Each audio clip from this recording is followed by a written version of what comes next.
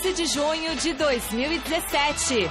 Corinthians vence o São Paulo mais uma vez em Itaquera e dispara na ponta.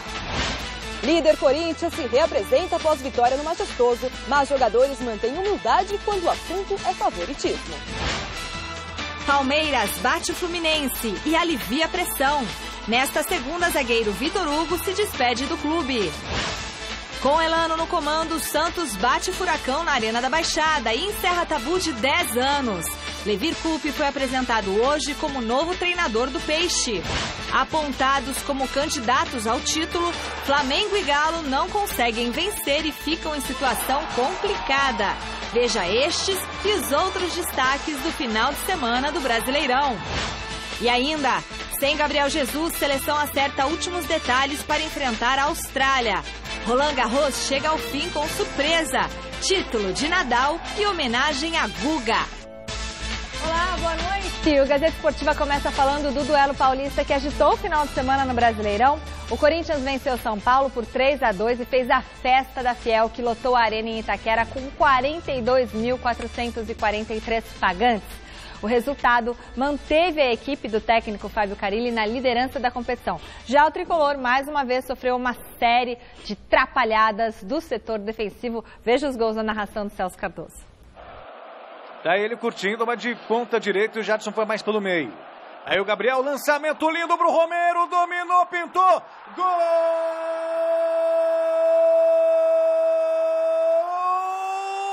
do Corinthians! É do artilheiro da arena, é do paraguaio Romero. No jogo aéreo, o Corinthians tomou 2 gols do Vasco. E assim o São Paulo vai tentar sorte. Saiu o cruzamento, desvio e o gol do São Paulo. Gilberto. Michael. Olha só o que fez o Michael. Deu de presente pro Jô. E aí o Jô sai na cara do gol, na falha do Michael. Avança Jô, tá pra fazer, pintou, olha o gol, soltou o goleiro, olha o Gabriel. Gol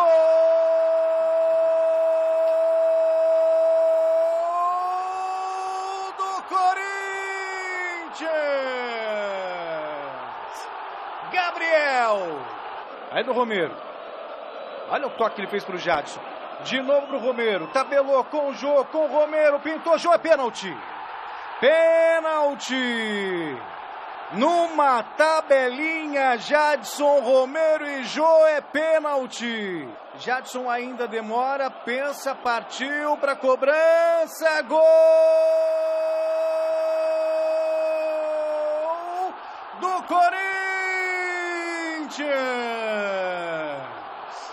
Pressiona, pode pintar o gol, olha o cruzamento, gol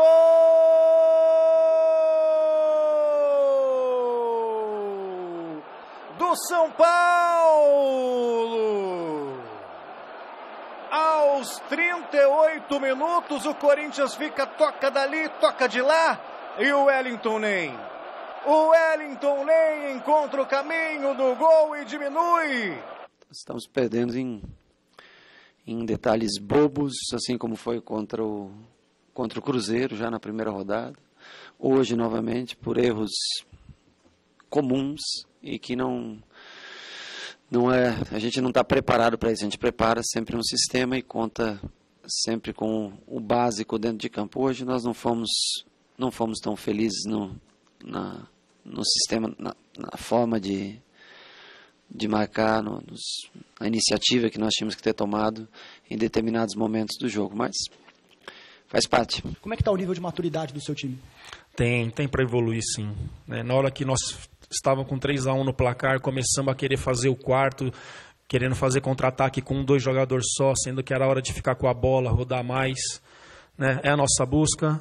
São garotos chegando, Cleiton, que ainda quer desespero muitas vezes para fazer o gol, O Cleison que não fez ainda, o Cleiton já fez 2 e querendo se atirar, sendo que era hora de rodar a bola.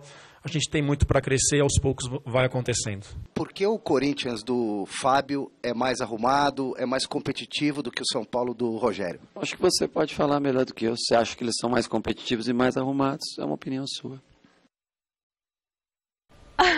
Esse Rogério Grande noite para você que acompanha o Gazeta Esportiva, é a opinião do Silvestre. E de todo mundo do planeta Terra. Até porque os números mostram isso, que o trabalho do Corinthians evoluiu, né? O próprio Rogério reconhece isso.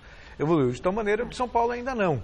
O Corinthians, por exemplo, atingiu um estágio de organização que permite ser campeão paulista, que até aí a referência não é das melhores, mas é uma referência. E aí o Campeonato Brasileiro, que é uma coisa um pouco mais complicada, equilibrada, o Corinthians está se mantendo em primeiro lugar com 5 vitórias e um empate. E não por obra do acaso. O Corinthians tem mostrado um futebol de organização.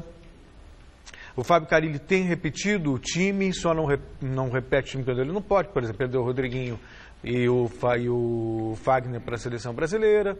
E aí ele tem um esquema tão bem montado que as peças que fazem parte do elenco se encaixam direitinho.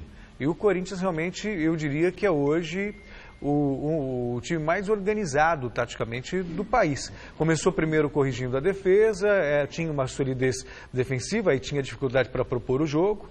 Aí o próprio Carilli disse que haveria uma evolução, que eles iam treinar nesse sentido, e o Corinthians está conseguindo propor o jogo. Tanto que, talvez muito também pela escalação do Rogério, quando ele foi a campo com 3 zagueiros, jogando com 3 zagueiros em linha, diga-se de passagem, com bola enfiada, o Corinthians chegou na cara do gol umas 4 vezes e poderia, com 20 minutos de jogo, ter feito uns 4-0, sem qualquer exagero. Fez um só. O São Paulo chegou ao gol numa jogada de bola parada, que é uma das deficiências do Corinthians, que precisam ser corrigidas. Já tomou 2 do Vasco no jogo aéreo. O São Paulo apostava nisso também.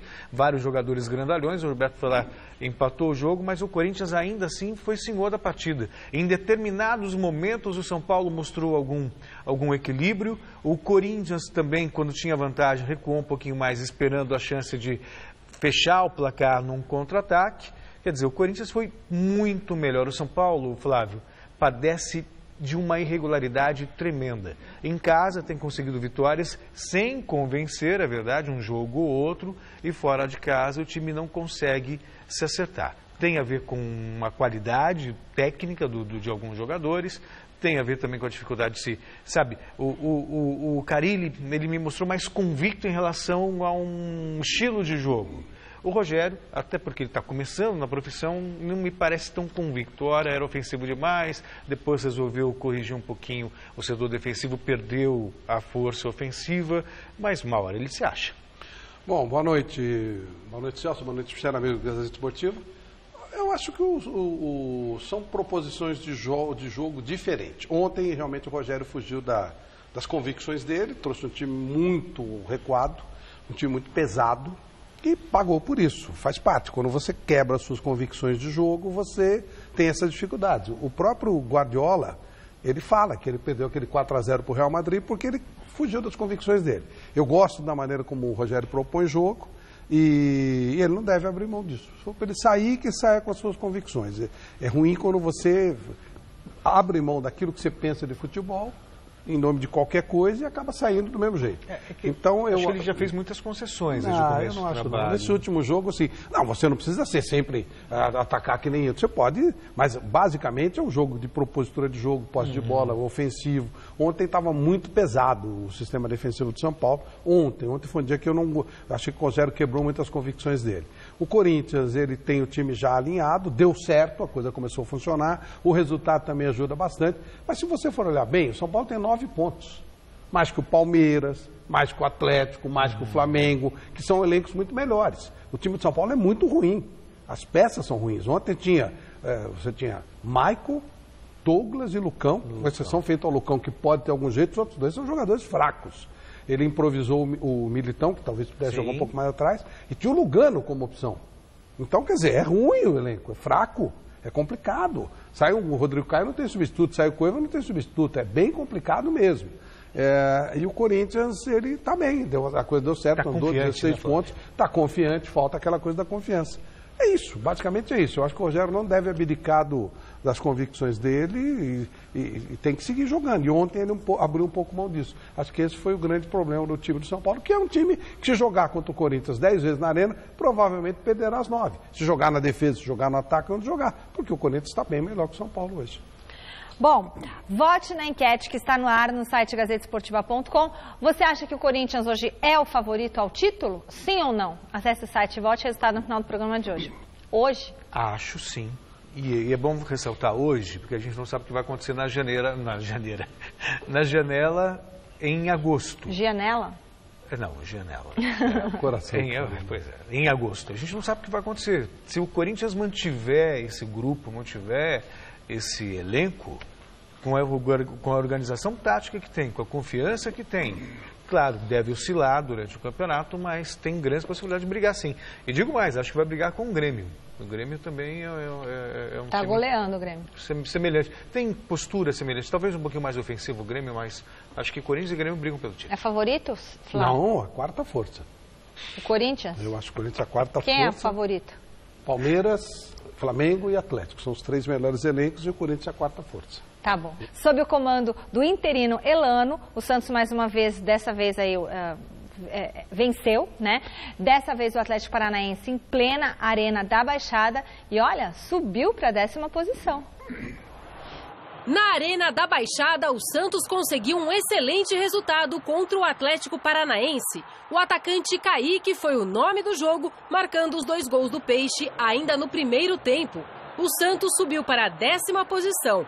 Já o Atlético amarga a lanterna do Brasileirão com apenas 2 pontinhos. Eu sempre digo, o centroavante ele está ali para fazer os gols. Nós temos que jogar em função do centroavante. E o Kaique foi o mérito dele, porque o Kaique nesses 2 jogos também, o que ele teve de entrega, no jogo do Botafogo ele já se entregou ao máximo para poder ajudar. E aí você pega os outros caras, defesa bem, o Braz e o Lucas, aí o Jean Mota improvisado, fez uma partida fantástica. O Vanderlei dentro da sua regularidade junto com o Renato, que é uma regularidade sempre positiva. Feliz por aqueles moleques que entraram, então, o Donizete, o Kleber. A gente vê que a gente tem um grupo muito bom e o Levi tem certeza que vai usar isso da melhor maneira possível. Elano 100%? Mas olha, sinceramente, se ele pensa em ser técnico, ele tem que mudar conceito. Foi horrível o jogo.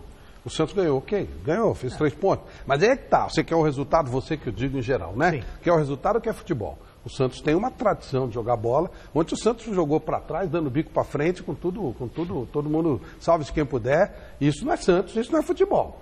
Então, o conceito não vai acrescentar nada para o futebol. Sabe aquela história? Você pega o segurança e põe ele para fazer, para dirigir o time. Isso não é futebol, não é assim que se joga. Destruir, tá ganhou, legal, beleza, ótimo, é bom ganhar, mas não vamos nos enganar, não mostrou nada. Se ele quer ser técnico, não sei se ele quer. Se ele quiser ser técnico, ele tem que repensar o conceito de futebol. Ele foi um bom jogador, isso aí ganhou, que bom que ganhou. Mas realmente, eu quero ver coisa bem melhor. O Santos tem um futebol agradável, então, ontem foi horrível, foi uma coisa muito feia de si. Não tem nada a ver com o Santos. Mas enfim, ganhou, né? E quando se ganha, as coisas ficam mais fáceis. Claro. Tá certo, o Celso não vai comentar. Não, já falei. Ah, bom, é assim. Ele não falou, não. Ele não falou, não. É assim. Ele gosta de aprontar, entendeu? Exatamente. O sábado foi dia de recuperação para o Palmeiras. Recuperação da confiança do goleiro Fernando Praz, do atacante Roger Guedes, que vinha sendo cobrado, respondeu em campo. E principalmente de recuperação do Verdão no campeonato, já que a vitória sobre o Fluminense fez o atual campeão brasileiro se afastar das últimas posições. Veja como foi. Zé Roberto vai jogar lá dentro, ó. Foi pra lá. Resvalou, Guerra bateu, golaço! Gol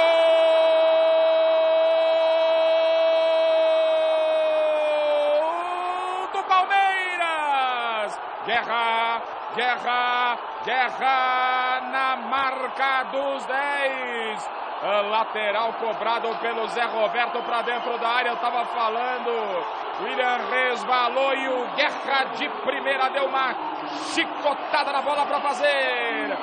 Palmeiras 1, Fluminense 0. Reginaldo. Marcos Calazans. Tenta a jogada de fundo, cruzamento para o Henrique Dourado, é gol! Gol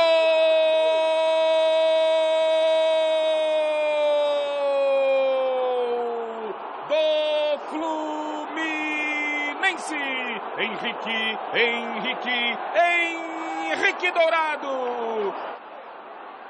Roger Guedes, hein? Se livrou de 2, foi pra dentro da área, o cruzamento pro Keno! Gol! Gol do Fluminense! Henrique Dourado! Roger Guedes, hein? Se livrou de 2, foi pra dentro da área, o cruzamento pro Keno! Gol! Gol do Fluminense! Henrique Dourado! Roger Guedes, hein? Se livrou de 2, foi pra dentro da área, o cruzamento pro Keno! pro Keno! Gol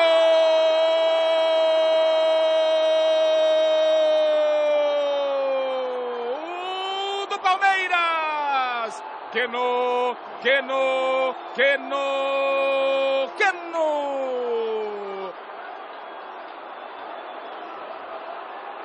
Pro Roger Guedes, hein? Se levar de vencida é perigo. Roger Guedes pra dentro da área, pode bater. Olha o gol, olha o gol, olha o gol, olha o gol, olha o gol, olha o gol.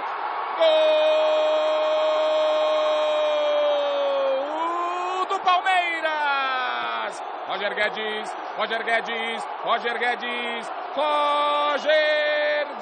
pra liquidar a fatura. A gente sabia que era um jogo nervoso. Pelo momento que a equipe vive, pela condição que se está na tabela, né, pelo que se espera do time e ele não está correspondendo, lógico que é um jogo perigosíssimo, né? E em cima disso ainda jogamos com um adversário que jogou, que veio e jogou, teve chances de gol, um adversário que tem uma referência boa e tem a velocidade muito grande pelo lado e por dentro. Estou chateado, porque eu acho que nós... Eu falei para meus jogadores hoje, foi até um pouco deselegante com eles, falei que defesa mais vazada não ganha troféu, cara, sabe? Muito... O cara ficou fazendo gol muito simples na gente. Mas isso me dá mais força, cara. Porque, eu olhava lá para cima, lá para aquele cantinho, lá os torcedores do Fluminense acreditando, procurando incentivar, cara. E é uma garotada, né? Tem um prejuízo no brasileiro, é óbvio. Que você tem um prejuízo, mas a gente tem que entender que ano passado a gente só tinha brasileiro. E agora a gente tem o brasileiro, a Copa do Brasil e a Libertadores. Então, a gente tem que tentar ir bem nos três, né? Lá na frente, na hora que tiver que priorizar, prioriza. Não tem outra alternativa. A vitória, pelo menos, serve para dar uma amenizada no ambiente, que já estava pesado. O Palmeiras não fazia sequer gols, 4 jogos no Campeonato Brasileiro, sem marcar um único gol. Aí fez 3 no Fluminense. O Keno já vinha bem, o Guerra também está bem no meio campo. O Roger Guedes é que estava precisando realmente, porque ele vinha de partidas muito fracas.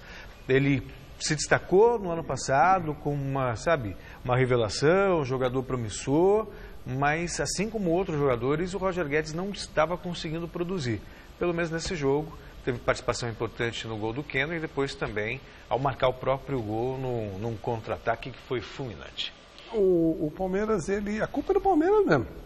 É aquele negócio de troca, tira o Cuca, aí, em vez de deixar alguém que seguisse a linha, já que eles queriam trazer de volta, trouxeram outro técnico, com outra maneira de trabalhar. Aí traz o Cuca de volta. O Palmeiras criou uma pressão, ou aceitou que se falasse essa história de tem que ganhar tudo, vai ganhar tudo. Não tem como ganhar tudo. Isso aí é extremamente complexo. Então o Palmeiras está em fase de remontagem, isso é indiscutível. Perdeu apenas o Gabriel Jesus, apenas isso, não é quase nada, né? Perdeu apenas o Gabriel Jesus, o Moisés, que é um problema. Então, é normal, gente. O elenco é forte, é o melhor elenco do Brasil. É um time que pode contratar, tanto que teve essa chiadeira igual do Richarlison aí. Então, ele ainda pode se ajeitar. Está ficando muito longe do Corinthians, né? Está 3 rodadas atrás. Isso é um peso. O Corinthians tem 16, o Palmeiras tem 7. Isso é pesado. Mas não tem jeito, não existe milagre. Não existe milagre. Não existe milagre. Sabe quem treina a defesa do Corinthians? O próprio Carille. Sabe quem treinava a defesa do Corinthians na época do Tite? O Carille. Na época do Mano? O Carille. Então, é trabalho, é sequência de trabalho, gente, não adianta. Quando o Corinthians surgiu das convicções, que ele trouxe o Cristóvão, o Oswaldo Oliveira, ele se ferrou também. Tanto que, se você me permite, desculpa te interromper, claro, não. Quando o Cristóvão assumiu e ainda manteve o esquema do Tite por um tempo, o time estava indo. Quando ele resolveu colocar a cara dele... Que era o que ele tinha que fazer, ele foi contratado para fazer o trabalho dele. Então não adianta, é sequência de trabalho.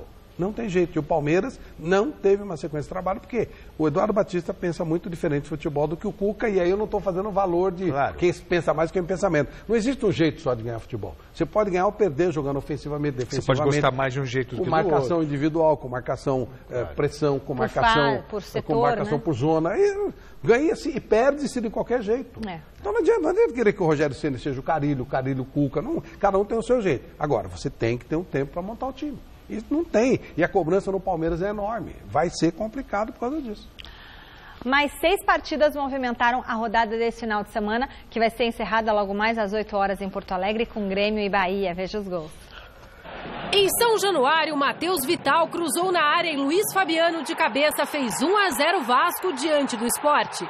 O segundo da equipe carioca veio já aos 45 com o garoto Douglas aproveitando o chute cruzado de Gilberto.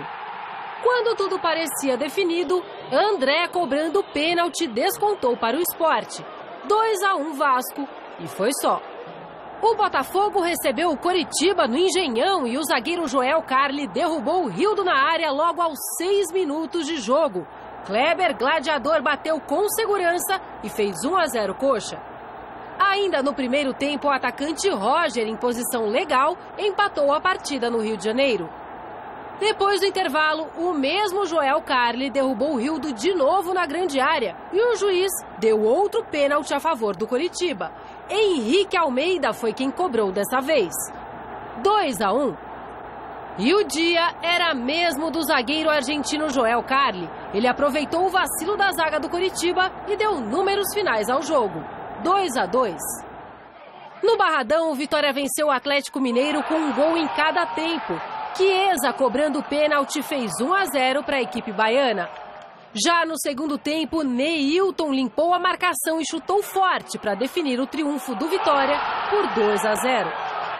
Na ressacada, Avaí e Flamengo não saíram de um simples empate por 1-1. Rômulo tocou na saída do goleiro Thiago e abriu a contagem para os catarinenses. Só que o Flamengo tratou de deixar tudo igual graças a essa bela bicicleta do atacante Leandro Damião. 1-1 placar final. No Moisés Lucarelli, em Campinas, o meia Renato Cajá chutou colocado de fora da área e fez 1-0 para a Ponte Preta sobre a Chapecoense.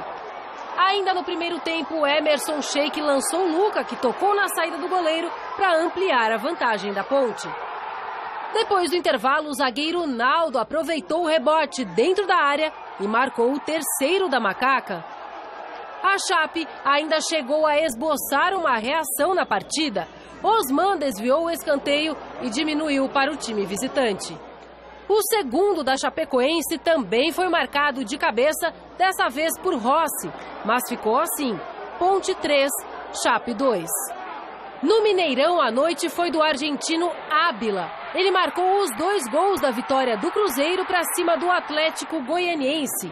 Com esse resultado, a Raposa assumiu a 6ª posição na tabela. 2-0 e fim de papo. Opa! 2-0 e fim de papo. E a rede também balançou pelo Campeonato Brasileiro da Série B. Só um jogo terminou em 0-0. Foi no confronto entre Oeste e Luverdense na Arena Barueri. Veja os gols das outras partidas. Depois de 6 rodadas, o Criciúma enfim conseguiu a primeira vitória na Série B. Caio Rangel marcou o gol da partida diante do CRB. 1-0. Alípio precisou de apenas 2 minutos para fazer o primeiro do Vila Nova contra o América Mineiro. E já aos 44 do segundo tempo, Giovani fechou a conta no Serra Dourada. 2-0 Vila. Jogando no Arruda, o Santa Cruz não fez valer o mando de casa e foi derrotado pelo Londrina. Germano no primeiro tempo e Arthur 2 vezes no segundo fizeram os gols do time paranaense. O placar de 3-0 permaneceu até os 39 da etapa final, quando João Paulo descontou para o Santa. E ficou assim, 3-1.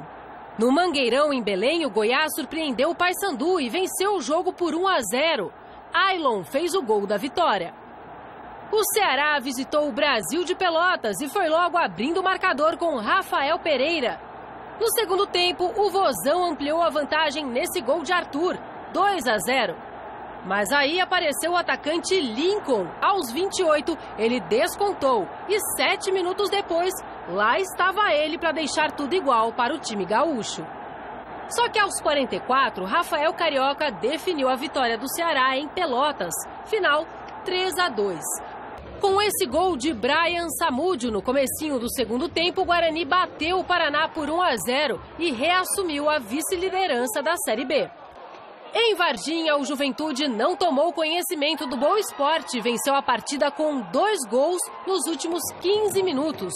Juan e Thiago Marques garantiram a vitória da equipe gaúcha pelo placar de 2-0. ABC e Figueirense fizeram um primeiro tempo movimentado em Natal. Robinho começou os trabalhos para o Figueira. Não demorou muito para o time de Natal chegar ao empate com o Felipe. Tudo igual, 1-1. Enan, aos 27, recolocou os catarinenses na frente. Mas no início da etapa complementar, Dalberto decretou o empate em Natal. 2-2 e foi só. No Beira-Rio, o Internacional recebeu o Náutico e fez o primeiro na cabeçada de Carlos, 1-0. A resposta do Timbu veio na mesma moeda. Vinícius se antecipou ao goleiro e empatou. Na segunda etapa, William Potker, de pênalti, retomou a vantagem para o Inter. Em outra penalidade, D'Alessandro marcou o terceiro dos gaúchos. A 6 minutos do fim, Iago bateu no cantinho de Danilo Fernandes e diminuiu, 3-2. Nos acréscimos, Marcelo Cirino deixou o dele e definiu o resultado, 4-2 Inter.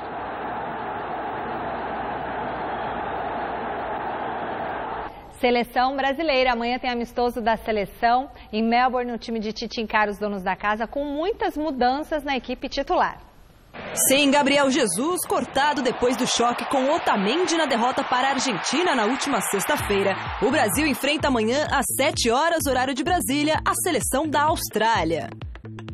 Mas a ausência do camisa 9 não será a única mudança no time titular brasileiro, já que o técnico Tite vai promover 8 alterações na equipe.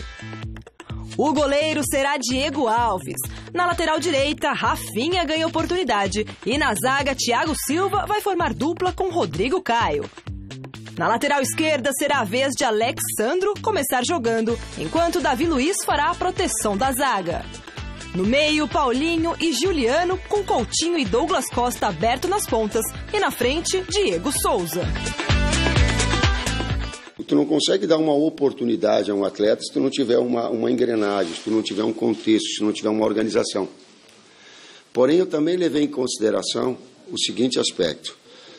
Posições e funções que eles exercem nos seus clubes, e hoje foi o 5º trabalho que eu consegui desenvolver com eles também. Eu já procurei definir a equipe, já de forma antecipada. O técnico Tite quer usar a partida contra a Austrália como um laboratório para os atletas que pouco atuaram com ele no time canarinho. Isso porque até a data da convocação dos 23 para a Copa do Mundo da Rússia, a seleção tem somente 9 jogos confirmados, 4 pelas eliminatórias e 5 amistosos, contando com o de amanhã. No entanto, mesmo encarando o confronto desta maneira, o treinador sabe bem o que terá pela frente. É uma escola com qualidade técnica individual nas triangulações e com imposição física também, pela altura e pela imposição que tem, pela força que tem. Após perder a invencibilidade para a Argentina, o confronto com a Austrália ganhou importância. E uma vitória pode ser fundamental para retomar o bom clima na seleção. Porém, Tite não coloca como prioridade superar os donos da casa no placar. Eu coloco numa escala de prioridade, primeiro desempenho. Prioridade é uma só. Não existem duas prioridades, é uma. A prioridade é desempenho. Sabe por quê? Porque com desempenho e resultado eu gero confiança, eu gero expectativa positiva, eu gero possibilidade de evolução. Se eu encontrar só o resultado sem desempenho, eu vou perder ali na frente. Depois do amistoso de amanhã, a seleção volta a se reunir somente no final do mês de agosto, quando no dia 31 encara o Equador pelas eliminatórias. Olha, um dos acertos do Tite é que ele está levando os amistosos como amistosos. Isso. Porque tem aquela loucura, se perder, não é difícil perder da Austrália, mas se perder também não muda nada. Ele vai fazer algumas experiências, eu acho que ele vai botar o Felipe Coutinho de novo pelo meio. Porque ele precisa testar aquela entrada, aquele jogador que vem de trás. O Felipe Coutinho tem uma categoria absurda, já está testado pelo lado direito, o time titular é o Felipe pela direita e o Neymar pela esquerda. Mas por que eu acho que ele vai jogar alguém lá pela esquerda?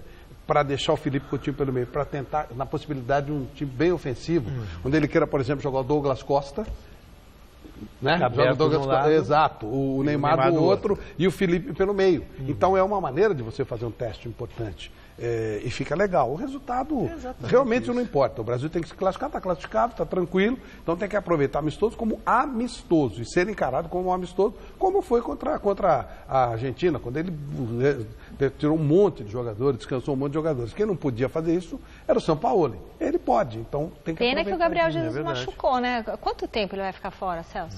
Eu acho que não é muito tempo, não. Previsão, E outra coisa, ele mesmo já falou que entendeu que foi sem querer o lance do Otamendi. Foi bruto, mas foi sem querer. Então, tudo faz parte do jogo, isso é normal. Tá dando um pouquinho de azar, mas isso passa. A fase vira. Eu concordo com o Flávio essa história de amistoso, que na Europa é muito comum, é cultural isso. Pouco importa o resultado no amistoso. A Alemanha ganhou a Copa do Mundo e tomou 4 da Argentina logo de cara. Sabe como é que ele encara amistoso? O que importa... a Alemanha ganhou de São Marino de 7-1, provando que São Marino é um gol a menos que o Brasil. Aí 7-0. Tá? É 7-0. Né? Aí você vê que quando é para valer é o que importa. E o Tite fala uma coisa que é muito interessante. Muitas vezes você avalia só o resultado. Tem que ser avaliado é o desempenho. Se o desempenho é bom, né, e tem resultado, a chance de ter resultado é melhor. Agora, você ganhar sem convencer ilude, e se você perde jogando bem, mantém a confiança. Né? Porque você sabe que você pode produzir. Então, o Tite, ele, como gestor, ele é fantástico. Eu acho que no futebol brasileiro é o melhor dos últimos tempos. Tênis, Roland Garros chegou ao fim em grande estilo, com mais um título do gato selvagem Rafael Nadal entre os homens e uma surpresa entre as mulheres e uma homenagem aos 20 anos do primeiro título de Gustavo Kuerten no saibro francês. A final feminina de Roland Garros colocou frente a frente a favorita Simona Halep, terceira cabeça de chave do torneio, e a zebra letã Jelena Ostapenko, 47ª colocada no ranking da WTA. No princípio da partida, o roteiro seguiu sem surpresas. Halep conteve a agressividade da adversária e fechou a primeira parcial em 6-4. O início do segundo set também manteve o script, com Halep abrindo 3-0. Aí aconteceu a reviravolta que ninguém esperava. A jovem letã de apenas 20 anos forçou ainda mais o ritmo e conseguiu uma virada impressionante. 6-4 e 6-3 em quase 2 horas de confronto. Nascida no mesmo dia que Gustavo Kuerten conquistou o Grande Slam francês pela primeira vez, Jelena Ostapenko tem outras coincidências com Guga. Ambos não eram cabeças de chave, conquistaram o título aos 20 anos e foram os primeiros tenistas de seus países a vencerem um torneio desta magnitude na era aberta. E falando em Guga, o brasileiro foi homenageado pela organização do evento momentos antes do início da final masculina.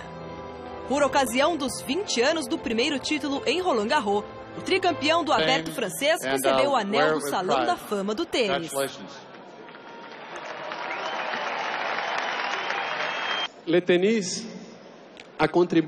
O tênis contribuiu muito na construção dos meus valores e da minha história. Só tenho a agradecer. Muito obrigado. Surtout mon vide. Merci bien e bon match.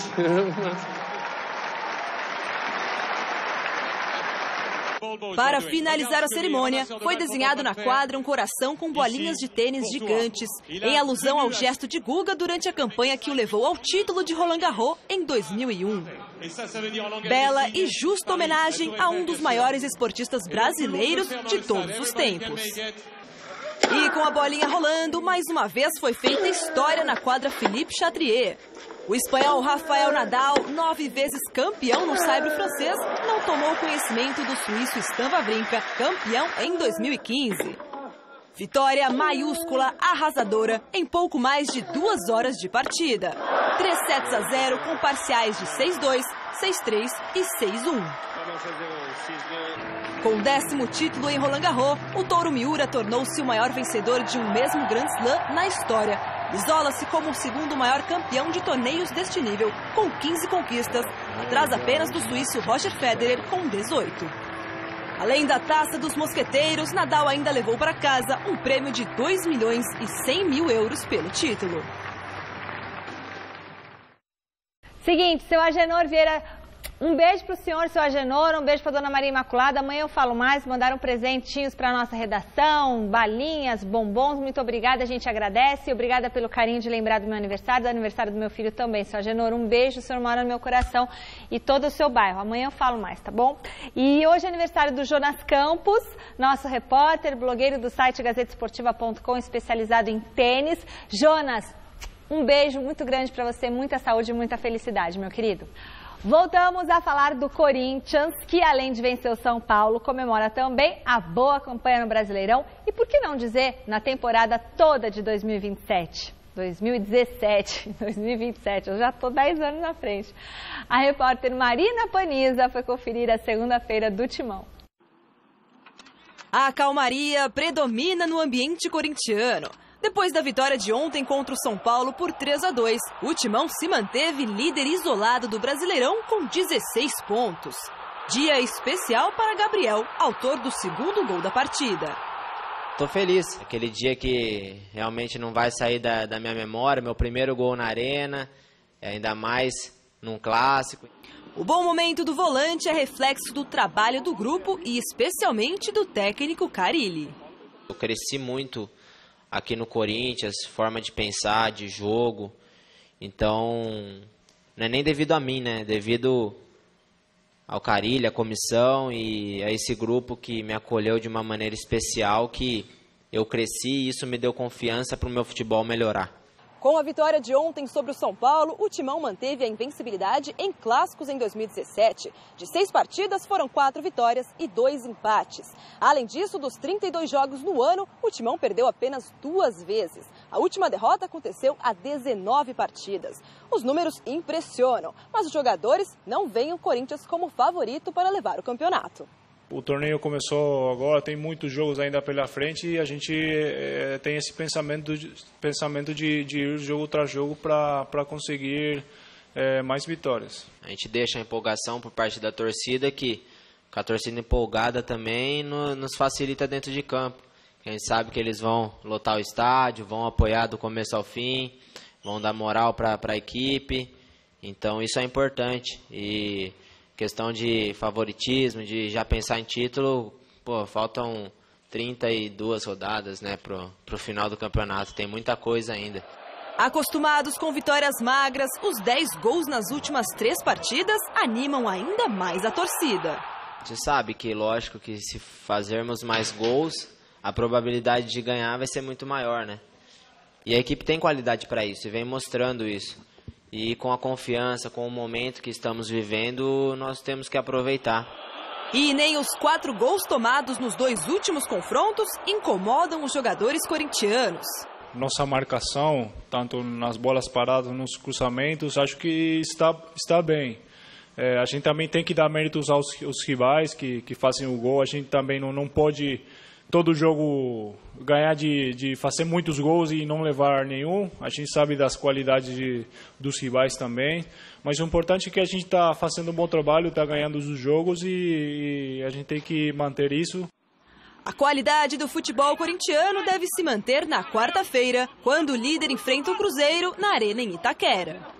A gente tem que manter essa linha aí que estamos de jogo, de pensamento, de organização, respeitando o Cruzeiro, mas indo para cima, porque a gente sabe que esse Campeonato Brasileiro, os pontos em casa, né, são cruciais para depois pensar no título. O São Paulo tenta juntar os caquinhos depois de mais um tropeço na temporada e o Alexandre Silvestre esteve no CT da Barra Funda acompanhando a reapresentação do tricolor. O artilheiro do São Paulo na temporada marcou o 12º gol dele ontem. Gilberto chega para a entrevista visivelmente desconfortável. Derrota no clássico, erros individuais dos companheiros, o coletivo também não tá legal, críticas, dizer o quê, né? Hoje não sei nem como eu estaria aqui falando disso, porque é muito melhor falar com uma vitória, mas é nos momentos difíceis que a gente tem que se ajudar, o elenco todo tem que se ajudar e ajudar aqueles que precisam para que a gente possa crescer junto. Pressão em cima dos jogadores. pressão em cima do treinador. É da bola, é da vida. Você tem um chefe, o seu chefe tá te pressionando. Você tem que mostrar o seu trabalho para que ele comece a te elogiar, não é isso? Então a gente tem que começar a fazer o nosso trabalho direito para que a torcida comece a nos elogiar e a gostar daquilo que a gente faz em campo. Rogério Ceni sabe que do jeito que está o São Paulo não vai longe no Campeonato Brasileiro. O próximo jogo é quarta-feira contra o Sport do professor Luxemburgo na Ilha do Retiro. E fora de casa nesse campeonato, o tricolor só vacilou. 3 tentativas, 3 derrotas. Os 3 jogos que nós perdemos foi por diferença mínima, né? Diferença de 1 gol. E jogos que nós poderíamos ter saído com melhores resultados. Nós não jogamos tão mal assim fora de casa, assim como não fizemos jogos espetaculares dentro de casa, para ter o 100% de aproveitamento e para ter 0% de aproveitamento fora. Então nós temos que melhorar. Uma equipe que quer brigar por um título brasileiro, ela tem que manter o máximo, o maior número de pontos possíveis, entre 80% e 100% dentro de casa, que é o caso do Corinthians, por exemplo, que tem 3 jogos aqui com 7 pontos ganhos. Só que nós precisamos bater ao menos os 50% fora de casa, que é o mínimo que a gente tem que ter para brigar por uma posição melhor. Rogério, hora de falar do Santos, que apresentou nesta tarde o técnico Levir Coupe. Veja com o Gavini. Levir Coupe foi apresentado nesta segunda-feira como novo técnico do Santos. Ele vai substituir Dorival Júnior, que foi demitido depois da derrota no clássico contra o Corinthians. Levir vai pegar o time embalado por 2 vitórias consecutivas contra Botafogo e Atlético Paranaense, conseguidas com Elano como técnico interino. A estreia de Levir Coupe no comando do Peixe será na quarta-feira, clássico contra o Palmeiras, na Vila Belmiro. Eu preciso me identificar melhor com as coisas, eu vou ter que me amparar muito nas pessoas que fazem o Santos atualmente. O Elano, o Marcelo, o Serginho, enfim, a comissão técnica e principalmente os jogadores. Nós já tivemos uma conversa rápida, mas é tudo muito rápido, o jogo já é quarta-feira. Os jogadores jogaram ontem, hoje eles têm que descansar, têm que trabalhar, alguns têm que trabalhar. Então, é difícil entrar numa situação rápido assim e já ir para jogo, mas é emocionante. O treinador, que assinou o contrato até o final do ano, disse que não será possível transformar a forma de jogar do time de uma hora para outra, mas também admitiu que conhece muito pouco o elenco do Santos. A gente viu o time jogando, agora são 37. Então a reação dos jogadores, como é, aí temos jogadores também, temos argentino. Rapaz, até argentino tem no Santos, cara. Você acredita nisso? A gente não gosta de argentino, né? Eu brinco muito com eles. Para o jogo desta quarta-feira contra o Palmeiras, Ricardo Oliveira, Lucas Lima e Zeca devem ser liberados pelo departamento médico e estar à disposição do técnico Levir Coupe. Se isso acontecer, a grande dúvida está no comando do ataque. Será que Levir Coupe vai manter Kaique, artilheiro do time na temporada, autor dos 2 gols da vitória sobre o Atlético Paranaense, que soma 6 no ano de 2007, ou se ele vai voltar com Ricardo Oliveira, que marcou apenas 4 vezes neste ano e não vive um bom momento? Eu trabalho com jogadores há mais de 30 anos, como você mesmo colocou, e às vezes o menino é que resolve a situação. Mas eu acho que é uma questão de feeling, uma questão de encaixe de time e, é claro, de uma preferência minha, que alguém vai ter que jogar, vou ter que optar. Então é isso, é decidir o que é melhor para o clube, independente da idade do jogador, sei lá, outra coisa também. É muito momentâneo isso aí. Vamos ver como eles estão. Todos eles têm qualidade, não tem a menor dúvida sobre isso, mas a gente vai ter que decidir, né? Só 11 que vão ficar felizes. Hoje foi dia de despedida na academia de futebol. O zagueiro Vitor Hugo, de contrato assinado com a Fiorentina da Itália, concedeu a última divertida entrevista coletiva. Veja na reportagem de Osmar Garrafa. É isso, Michele. Os jogadores do Palmeiras se reapresentaram agora à tarde aqui na Academia de Futebol, felizes com a boa vitória frente ao Fluminense e já iniciaram preparativos para o clássico da próxima quarta-feira contra o Santos na Vila Belmiro. Hoje quem concedeu entrevista coletiva foi o zagueiro Vitor Hugo, jogador que deixou o clube e está na Fiorentina. Mas hoje ele passou aqui e acabou se despedindo de nós, jornalistas, e principalmente da torcida palmeirense. Ah, cara, eu tô até emocionado, né? Porque não esperava estar tão cedo aqui me despedindo, mas eu tô feliz, cara. Tô feliz por tudo que aconteceu aqui, desde o começo, desde quando eu cheguei aqui desconhecido e tal, e fui mostrando meu valor dentro do campo, né? O professor Oswaldo conseguiu me dar a confiança necessária e tal, para eu me desenvolver aqui dentro do Palmeiras. Eu acho que desde que eu cheguei aqui eu me desenvolvi muito. E ainda aconteceu várias coisas, né? Coisas boas, coisas ruins também, como o primeiro clássico lá, daí eu achei que ele ia me tirar, ele não me tirou, ele me manteve, e Deus abençoou que a gente conseguiu chegar na final do Paulista daquele ano, chegar na final da Copa do Brasil e ser campeão da Copa do Brasil em 2015, e o brasileiro do ano passado já também. Ah, cara, só tem que agradecer, não tem muito o que falar, não, só agradecer a Deus e agradecer ao Palmeiras aqui pela oportunidade que me deram, né? Agora chegou a hora de dizer um até breve aí. Vitor Hugo é recém-contratado da Fiorentina, está chegando no clube europeu, clube italiano, mas ele não descarta para um futuro, quem sabe, jogar em um dos gigantes da Europa. Eu tenho vontade sim, cara. Fiorentina também é um clube que eu respeito muito, que é um clube lá na região da Toscana, é um clube gigante. O plano é esse, o plano é jogar lá e ser reconhecido lá também, mostrar o serviço, um bom trabalho lá, né, um bom futebol lá e conseguir o máximo de coisas boas possíveis para o clube lá e depois seguir meu caminho também, se Deus abençoar, chegar num dos gigantes assim. E a coletiva do Vitor Hugo sempre foi uma festa aqui na Academia de Futebol do Palmeiras e hoje não poderia ser diferente. O momento mais marcante foi quando ele falou de arroz, feijão, aula de italiano, enfim, da adaptação na Europa. Eu fui lá agora, essa semana passada, fomos nos restaurantes, todos os dias não encontramos um restaurante com arroz e feijão. Não tem arroz e feijão lá, cara. Minha vida, arroz e feijão. Vou fazer, comi a vida inteira. Mas eu gostei, cara. Eu gostei bastante da cidade e tal, do clube lá também. O clube tem uma estrutura bem bacana. Eu acho que vai dar tudo certo. Apenas complementando, amanhã o técnico Cuca confirma oficialmente a equipe que enfrenta o Santos quarta-feira na Vila. A boa notícia é que Dudu pode até ser relacionado. O jogador não enfrentou o Fluminense e deve ficar à disposição. Mas a notícia ruim é que Felipe Melo sofreu uma fratura em uma das mãos e também teve um problema no posterior da coxa direita e vai ficar no departamento médico pelo menos por 6 semanas. Pode ficar de fora de até 10 rodadas do Campeonato Brasileiro. E uma última notícia, Michele, é que o Palmeiras corre atrás de um médio volante. Jogador que atuou pelo Corinthians, Bruno Henrique, que está no Palermo da Itália, é um nome que está na pauta e poderá ser contratado a qualquer momento. Da Academia de Futebol do Palmeiras, Osmar Garrafa, para o Gazeta Esportiva. Tá pegando a garganta, hein, Garrafa? Chazinho quente, cama. Nada de tomar coisinhas geladas.